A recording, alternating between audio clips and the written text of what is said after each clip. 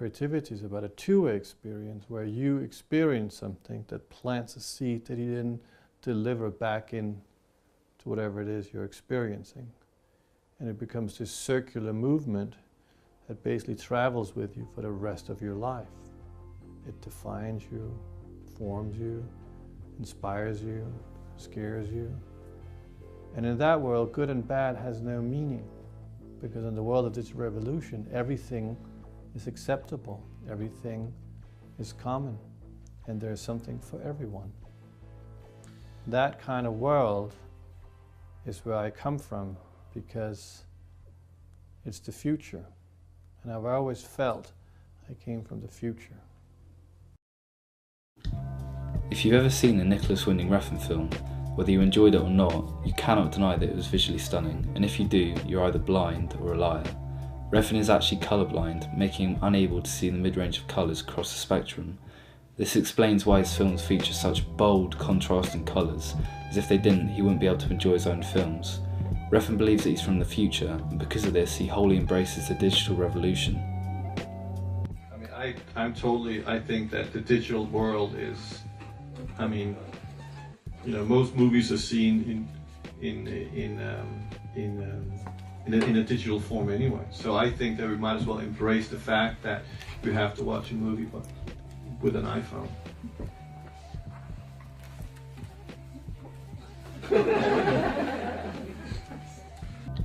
Even though fellow director Gaspar Noé seems to disagree with Refn's idea of watching films on iPhones, I believe that more filmmakers are embracing the technology we have today, something that Martin Scorsese actively encourages.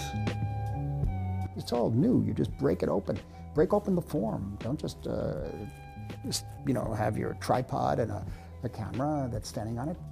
The cameras that are being made now, and of course the fact that all Arriflex and other cameras have stopped being made, and whether we like it or not, we have to deal with a new technology, high definition, or digital, whatever it's called. You younger ones, you make a new art. Take what's available, push it, you know, because it's going to go there. You could do anything. Although Refn makes films for the future generations, I make films for young people, and emotions run high when you're young, but also that's what makes it interesting. he takes inspiration from a diverse range of sources that are often quite old. For example, the music in his films, which are mostly composed by Cliff Martinez, although they sound modern, they're actually inspired by much older soundtracks.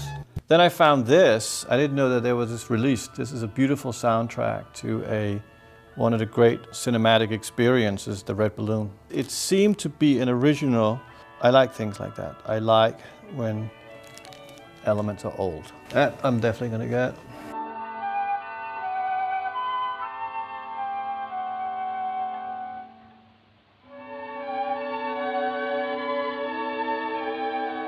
Another more obvious inspiration for the music in his films is the synth-pop of his youth, which can be seen in Bronson when he uses contemporary artist Glass Candy's song, Digital Versacolor. Refn takes from the past and spins it in a way that feels futuristic. Refn avoids conformity and fights against what is normal. I wanted to show to everyone else that having any kind of handicap can also be a blessing. And anything that's normal is so fucking uninteresting. His desire to create something that isn't considered ordinary is very clear in his films, especially in the more recent ones. Because of this, whenever he screens a new film, it has somewhat of a Marmite effect. Some people love it and others really hate it. Neon Demon, the new film by Nicolas winding Refn, which has caused a lot of controversy. Apparently when it played at Cannes there was some applause and some booing, which is the way it typically goes. Exactly standard, as you know, as we refer to it in Cannes, it's mooing. But Refn thinks of this as a positive thing rather than a negative. If I don't split, what are we doing here? You know, art is not about good or bad, guys. It's those days are over. The internet has changed, so film as an art form is about an experience. Good or bad is your Chinese food or your pepper steak at whatever French bistro you had last night. Creativity is about reactions, and reactions is the essence of an experience. The essence of an experience is planting thought. If you don't react, what are you doing here? Why would you waste your time here? You mean there's so many other things in life that are worth doing than watching a movie or TV show just to consume time? That's dumb. Everyone agreeing to like something usually means that it didn't penetrate very deep. Because how are we supposed to all agree on something when people are so goddamn different? Same thing as everyone hating it. Because of this attitude Refn has towards creativity, he doesn't shy away from adversity, but instead seeks it out, making every one of his films as if it was his last. And there hasn't been one movie where I thought it was going to be great and turned out disastrous. I'm always at a constant fear of failure, but I like that. It makes me high. It excites me. It arouses me. And I think that that thing of like hating something is a process you go through in making it. Like you really hate it and you wish you never made it because it's going to fail miserably. But you have to get that emotions out of you as well, you know? Because in a way, the more you hate it, the more you're going to love it. Refn's films are driven by emotion and style, which is why I believe many critics disregard him as a filmmaker. Watching your movies reminds me of like watching Vampyr by Dreyer or things like that. That it goes all the way back to the pure origin of film, where it's really all about an image and a piece of music and an emotion, and not about constructions or actors or distribution that eventually will come down the line for us. He shoots chronologically as to not get confused, but also so that he can make his films more organically, changing the script throughout the process. And because I shoot in chronologically order, it made the film even more complex as we went along. When you make a movie, you always, when you rewrite and while you're shooting, you give the page a color.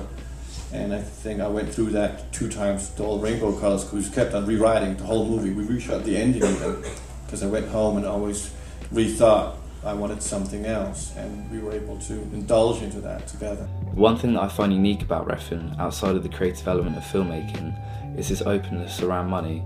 He would never let money damage his creative intent, but accepts the reality that film is a business. So it's all about this mathematical approach to forcing yourself to be as instinctually fearless as possible. And the only rule of the game is make sure it makes money. And you do that by basically approaching, as I do, every movie as if it's going to be the last movie.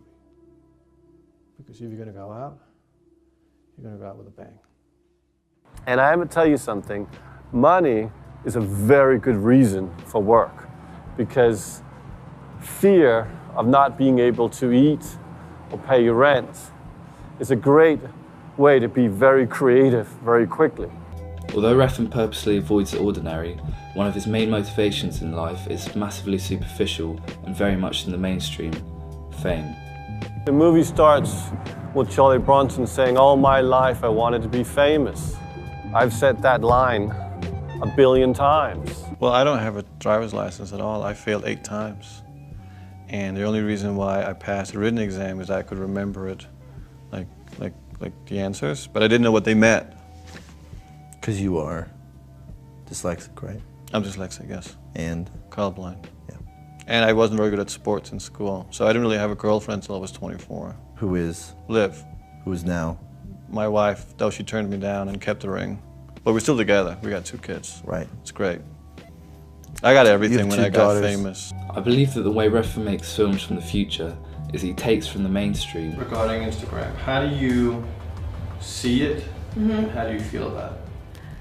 Well, I had a private Instagram for a long time Right. that just follow my friends, just my friends knew about it. And then I decided on my 18th birthday actually to just go do a public one. So I gotta work on mine. So You need to do one. Why don't you why want don't we one? set one up today when we get back to the Okay, hotel? good. We'll download the thing on my phone, Yeah. we'll set it up, and then we will post the first photo. Okay, today. Yeah. Perfect. Yes. Good. You have to have a good profile, Yeah. photo. You gotta tell me, you gotta help me with all those kind of Okay. he or she said things. Okay. Good. Breaking news. There it We is. heard it on ID. And then mixes the mainstream with his own odd interests and fetishes. Do you think think you're misunderstood as a filmmaker because you're interested in where violence comes from and how violence can be born out of masculinity in a lot of ways? Well, I think the best way to answer that is to say that the more feminine violence is, the more reactionary it becomes. It's like sexualizing it. And in a way, the more masculine you want to be, the more feminine you have to become. It's like I believe there's a 16-year-old girl inside every man. Absolutely. Because of this, I think his films will always stay relevant and timeless. Even if only a few people truly love his films now, I believe that as time goes on and people become more open-minded, they will begin to appreciate Refn's work, even if they don't particularly like it. The consequence of Refn's uniqueness and openness leaves him vulnerable to cynics who pass him off as pretentious. But I'll let someone else respond to the cynics in Nick's place. It's like, shut the fuck up, I will fucking laser you with alien fucking eyes and explode your fucking head. Shut the fuck, try to write a rap. Okay then, I made this fucking t-shirt, now shut up. and it cost me everything I had.